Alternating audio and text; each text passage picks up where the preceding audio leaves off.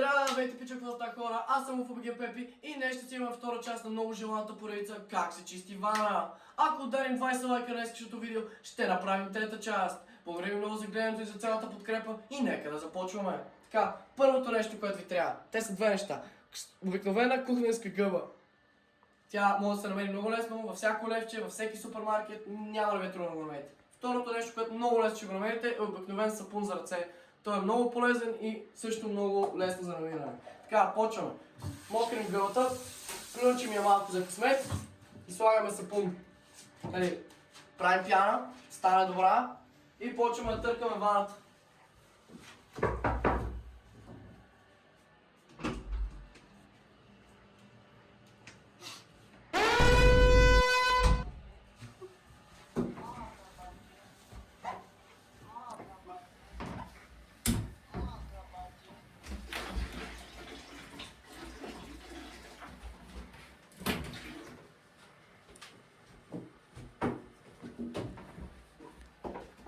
И така, можете да видите, че можете с лесни и въртеливи движения да почистите много лесно цялата повърхност на ваната.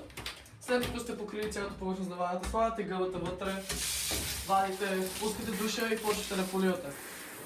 Нали? Трябва много повърхностно, за да се махне сапуна и най-важното да изчистите гъбата след ползване, за да не остане мръсна и тя при следващото ви чистене. И така, това беше от мен, драги зрители. Благодаря много за гледането.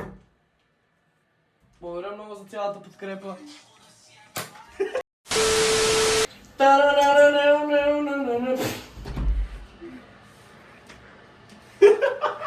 За ръце. Мога да използвате и циф. Аз няма си хъба цифа за вас.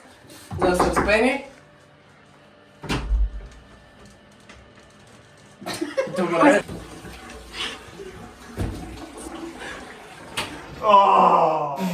Мазна.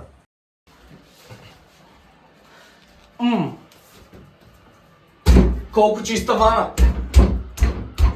От ейто! Плюнчите я за късмет и слагате са... Абе, тя магията, бе!